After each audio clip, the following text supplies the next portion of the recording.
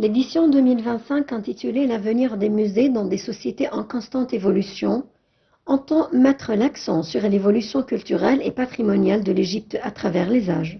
Les ministères du Tourisme et des Antiquités, ainsi que celui de la Culture, ont annoncé hier que nos 30 ans des musées du pays, à l'exception du musée égyptien du Caire, du musée national de la civilisation Al-Fustat et du nouveau Grand musée égyptien, GEM, dont l'inauguration officielle est prévue le 3 juillet, était gratuitement ouvert au public à l'occasion de la Journée internationale des musées, célébrée chaque année le 18 mai. Les deux ministères avaient proposé un ambitieux programme constitué d'événements, d'expositions archéologiques temporaires, d'activités culturelles et artistiques, de séminaires éducatifs et d'ateliers interactifs dans les musées d'antiquités du pays. Cherif Fathi, ministre du Tourisme et des Antiquités, a souligné l'importance de ces initiatives pour sensibiliser le public à la richesse archéologique et touristique de l'Égypte. Il a rappelé le rôle des musées en tant qu'institutions éducatives et culturelles qui lient les citoyens à leur histoire et encouragent la préservation du patrimoine. Les musées sont des passerelles vers un dialogue interculturel et un développement durable. Le secrétaire général du Conseil suprême des Antiquités a précisé que les activités de cette année avaient pour ambition d'impliquer les communautés locales, notamment les jeunes et les personnes en situation de handicap, afin de renforcer leur conscience patrimoniale. Les musées évoluent avec les technologies et s'ouvrent à tous, incarnant le concept de musée pour tous. Avec une exposition temporaire de 2 semaines intitulée Main de gloire, le célèbre également le Journée internationale en mettant à l'honneur les restaurateurs égyptiens. Le ministre du Tourisme et des Antiquités a affirmé qu'avec plus de 50 activités, l'Égypte prouve que ces musées ne sont pas des répliques du passé, mais des acteurs clés d'une société en mouvement. Le président Abdel Fattah al-Sisi a adressé ses vœux au pape du Vatican, Léon XIV, à l'occasion de son investiture officielle en tant que pape du Vatican. Sur sa page officielle Facebook, le président al-Sisi a ajouté que l'Égypte, tant par sa direction que par son peuple, tenait en très haute estime le rôle central du Vatican dans la promotion des valeurs de tolérance et de paix à travers le monde. Le chef de l'État a poursuivi qu'il souhaitait de tout cœur au pape Léon XIV un immense succès dans sa noble mission humanitaire.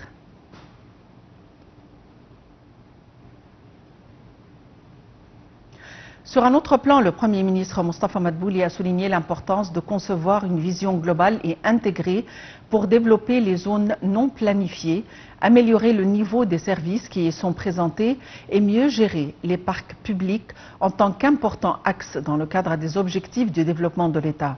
M. Madbouli s'exprimait lors d'une réunion consacrée au suivi du projet du développement de la terre de l'aéroport d'Mbaba et de la zone d'Aziz Aizet en présence du ministre du Logement, Cherif Cherbini, du gouverneur de Gizeh, Abdel Nagor, du PDG du Fonds du développement urbain Khaled Sadiq et d'un nombre de responsables concernés.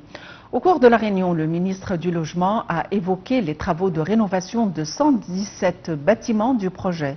De son côté, le président du Fonds du développement urbain a abordé les travaux du développement de la zone du Kit-Kat et les alentours des habitations de Aziz Aizet.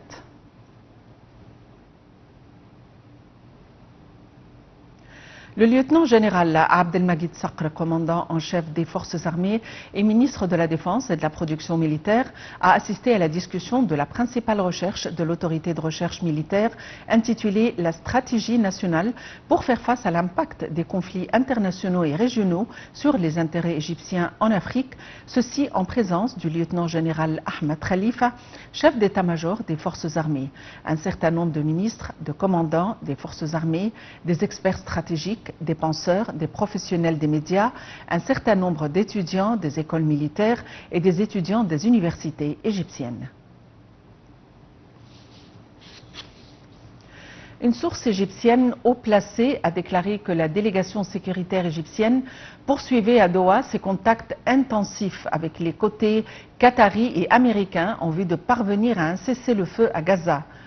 Entre-temps, le Premier ministre israélien Benjamin Netanyahou s'est dit hier ouvert à un accord incluant la fin de l'offensive militaire.